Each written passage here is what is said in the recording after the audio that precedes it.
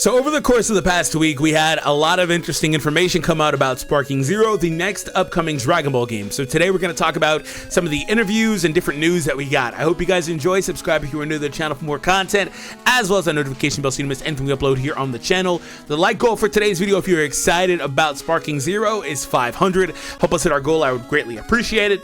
And huge shout out, all shout outs, in fact, all credit, all that goes to Shonen Games. Follow him over on Twitter at Shonen Game with the Z at the end. Let's start off with this translation here. Also, this one here, Luan SSJ. So on the 2nd, I believe, we did get this huge post. So this one is a little bit different. There is some other stuff that's directly from like Battle Hour that you may or may not have seen that came out last week at the actual event. And I wanted to wait a little bit to report on it. But huge post. So it talks a lot about what the game is based on, what you can expect in the game, stuff like that. So we're going to be going through it. So be sure to buckle in, pay attention. Let's hop right in. All right, so if true, here's what's being said about Sparking Zero's split screen characters, story modes, and more. So on the split screen thing, by the way, I didn't realize it was a huge topic of debate. I didn't realize a lot of people still were interested in that, or really were wanting that. It may sound kind of weird or like out of touch to say that.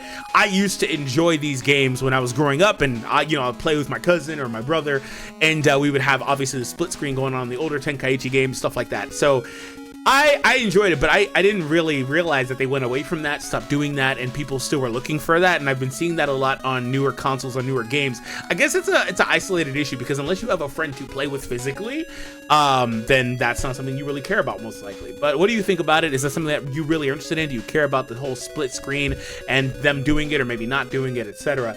So the team is open to criticism and consists of enthusiasts, with Jun Furutani, himself being a fan. The local split screen mode will ultimately not be available, not due to developers, but because of issues related to Sony and Microsoft making split screen adaptations complicated. They are trying to find a solution, but for now there won't be a split screen, possibly due to Sony and Microsoft policies favoring the sale of more consoles. So I'd assume that's part of the reason why they stopped doing this in the first place, is because there was some sort of directive from above, or from, in this case, Sony, Microsoft, etc., saying, hey, we want you guys to stop doing that, so people have to obviously have their own copy of the game, have to play it that way, and so on and so forth. Also it drives more online sales, all this stuff. So I'd assume that there was a concerted effort for them to stop doing local multiplayer. On a lot of fighting games, do they still have that? I don't play like Tekken or any of these other games like that. Do they still have local multiplayer? Did Fighters have it as well? Like, that's a different style of game, so maybe it matters less there, but I just want to know. Well, actually, you can't really say those, I guess, because it's just boxed in right there, right? It's just side view. So did Xenoverse 2, etc. Let me know. Anyway, so but still, I guess that makes sense. But they are saying that it's not going to be available, but they're trying to figure out what to do. This wouldn't be the first time such a situation has occurred. The situation may still evolve, with the team being aware of the demand. Developers mentioned that adapting games to the Xbox Series S is particularly challenging. I wonder why that is. What's so challenging about the Xbox in particular? I don't have one, so I am out of touch with that. Characters from Dragon Ball GT will be included, possibly in the base roster or as DLC. The game will also include fusions, Gogeta, Vegeta, and Gotenks. That's all stuff you should expect. I mean, that goes without saying to me. I think GT is so old, whether it's popular or not, based on each player, each person, right, is irrelevant. It's such an old series, it should just be by default in the base series. In fact, at this point, a lot of Super should be just based in the game. But for the record, the game will have DLC. I know that's also something people kind of hate and have always hated, right? But the game will have DLC. It will have a ton of DLC. And I think it's going to be interesting to see when the series returns, how they handle that too. It's obviously going to be DLC, but like, when are we going to get these? Are they going to, come out every one every few months? Like it seems like they're trying to do with Kakarot lately, things like that. What is the frequency? But again, they are going to obviously have DLC. I think with DLC, the real thing about it is what all is in the base game is a question. There's about 164 characters. That also includes different variations of the same character, technically, right?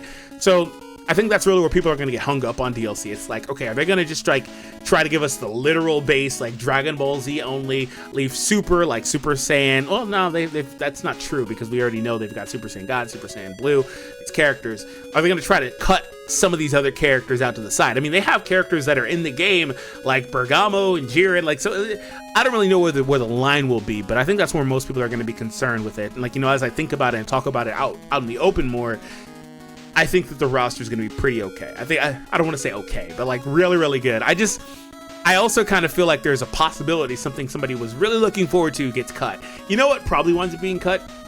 Maybe like movie variation. Because also, since Tenkaichi and all that stuff, there have been more movies, obviously, so maybe some variations of characters from movies, like, I don't know, Beast Gohan, for example. Maybe he's DLC. I think he should also be base roster, by the way, but maybe that. There is no precise release date at the moment. The team is working on the game and wants to avoid rushing to release an incomplete game. They are taking their time, considering a release in late 2024 or 2025.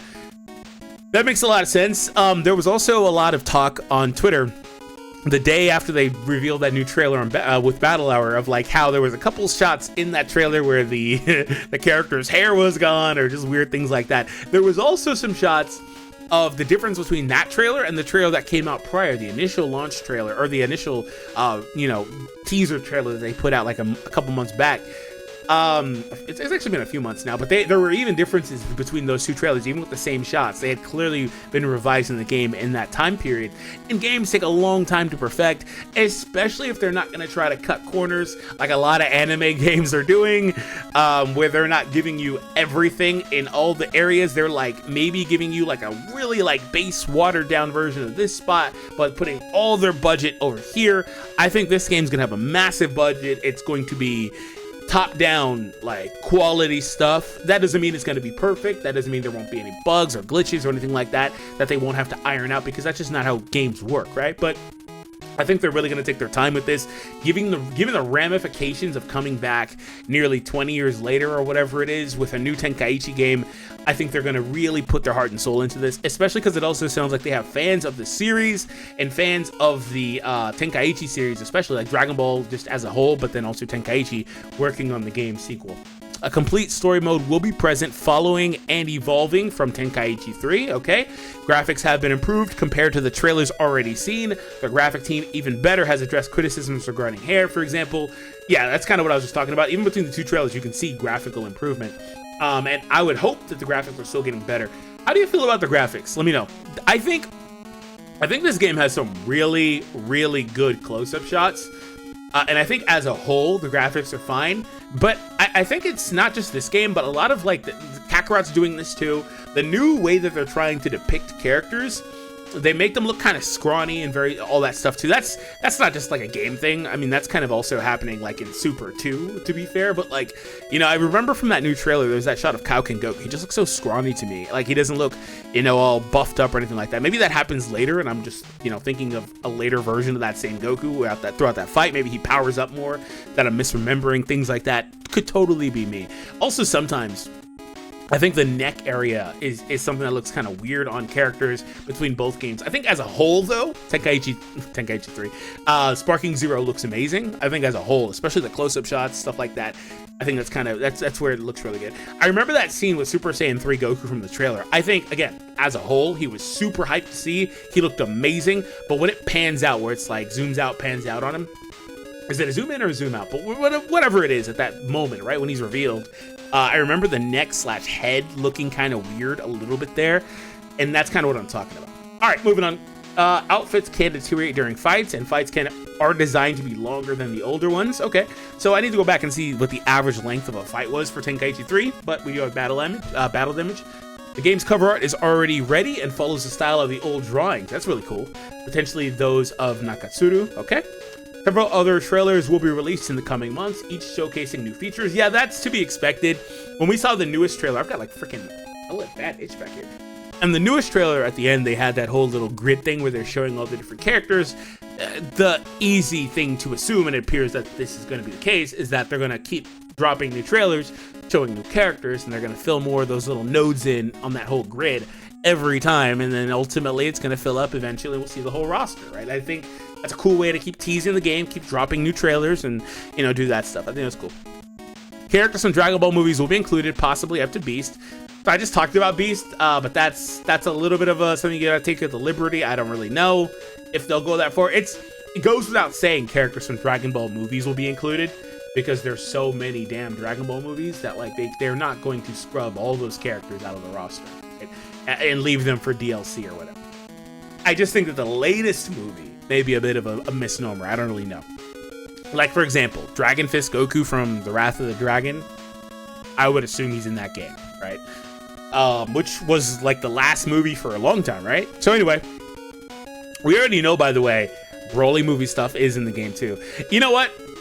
It really just assuming that everything prior to Broly is in the movie, because they also could do the thing where they're gonna put like 5 or 6 or 8 movies, right? There's more than 8, obviously, in the game, and then maybe they'll just like pick and choose other ones that they'll build DLC rosters for, and they can do those later.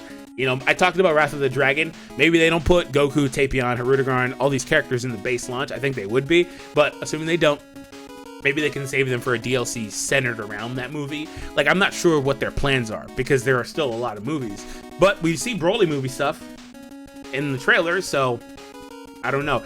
By the way, if it's not clear, I'm hoping that like everything is in the game. In the ideal world, there's no DLC outside of content we just simply don't have, like Moro eventually, Ego Vegeta. These are things that are, depending on when the anime returns, gonna have to be DLC. They have to be. So ideally, that's what we get. I want everything in the base game. So if that's not clear, special effort is being put into backgrounds for a better immersion, as the human eye is more receptive to immersion through backgrounds. Okay, that's cool. The team is very attentive to the community on Twitter and through emails to improve the game with feedback. Ryo Mito himself has asked to gather feedback from around the world. Constructive feedback is particularly appreciated. I really do love the way that it looks like they're interested in hearing what people have to say about this game and knowing more about what people have to say in this game. I'm really excited about that. Here's an image also of the hair. The hair was a hot topic. I didn't really talk about it. I think it was in this post, but the hair was a hot topic. How do you feel about the hair in this game? They don't really do a lot of the huge fluffy hair, like, with minimal strands and things like that, but I'm cool with it from what I've seen so far. But that was another big talking point. So during the battle hour, we did have a Q&A, so we're going to talk about that here. Was there a character hard to adapt in the game? Rio says giant characters and non-flying characters were tough. Are non-flying characters tough? Because you just slap that generic little jetpack on them, right? Didn't Hercule and them have jetpacks in Tenkaichi 3? I'm going to actually go back and play Tenkaichi 3 again. I might actually kind of want to play like 2 first, because I used to actually really love 2. I haven't played these games almost since they came out. Who's your favorite character in Dragon Ball? Hirano says, at first I was going to say Yamcha, but I guess I'll say the Ginyu Force, especially in fighters. His favorite member is Jace. What game has left the most memorable impression that you worked on? Besides Sparking, it's definitely Shin Budokai for the PSP. Ooh, that's spicy. I love Shin Budokai. I also really love Tenkaichi Tag Team. Hirano answered that saying Dragon Ball Fusions. Oh my god, I recently played that game again like a few months ago. I broke out my 3DS just to play it again. It was so fun. It's so fun. Such a good game. We absolutely need that game like on the Switch. I don't know how you do it, but do it. Dual screen games are kind of weird, right? Like especially if they're trying to do touch stuff, because the Switch doesn't I don't know of a single game that really uses touchscreen functionality for actual gameplay on the Switch. But yeah, I don't know, but we need it. We need at least a sequel. Anyway, not knowing will come out was a nice surprise. Tenkaichi question, he couldn't hear it. The game is a continuation of the Tenkaichi series. It is a sequel to Tenkaichi 3. I think we knew this, but it was still something that was kind of like, is it really? Because they didn't choose to name it that. There were also some reports or whatever coming out that they regret not just flat out naming it Tenkaichi 4, calling it Sparking Zero, things like that. The name change to Zero was so everyone can call it the same name. So it is called Sparking in Japan. So there's that. Why are we getting a new Sparking game all of a sudden? Hirano answered, the truth is we always wanted to create it. People have been eagerly waiting for the next Sparking. You know what people also were eagerly waiting for a long time? Where's remasters of these games? We just never got remasters of these. I think there was a rumor that they lost the original files for this game, so they literally can't remaster them. I don't know about rumor. I don't know how, like, you know, legitimate that is, but I think Brian was saying.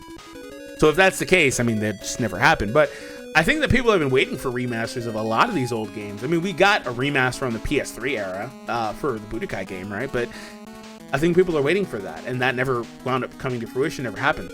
And that could have been nice. There's another one here, behind the scenes stories. The first Tenkaichi that they were faced with challenges when it came to succeeding in the Budokai series. Behind the scenes stories. The first Tenkaichi, they were faced with challenges when it came to succeeding the Budokai series. Oh, I get it. I think they said they only had a year. Oh, really? So there's a behind the scenes story here with Budokai Tenkaichi 1, that they were facing an issue with being able to produce that game on the heels of Budokai, the Budokai series, Infinite World, Budokai 3, stuff like that. Actually, I think Infinite World was out a little bit later. Anyway, so moving on. They wanted to make Tenkaichi wild and intense. The goal was to become the character and use their transformations. When it was brought to Rio to make another Tenkaichi, he said, yeah, let's do it. So that is cool. And the very first comment says, will it have local co-op? That is something I think a lot of people have been asking about. So I'm not really sure. Like, for me personally, like I said, it doesn't matter a ton, but because I don't really have anybody to play with like that anymore. But when I was growing up, it did matter. It was cool. Now, also at the same time when I was growing up, we didn't have online gameplay. So it is what it is. I think there might have been a little bit of online stuff, but like the internet, you wouldn't want a game on. There was no like online co-op. You wouldn't want that anyway. The internet was so bad. If you guys weren't around for the 90s, early 2000s, you're fine. You're fine. Just ignore it. You're good. I was born just in the right age for that. I was born in 93, so I am just old enough to have experienced that.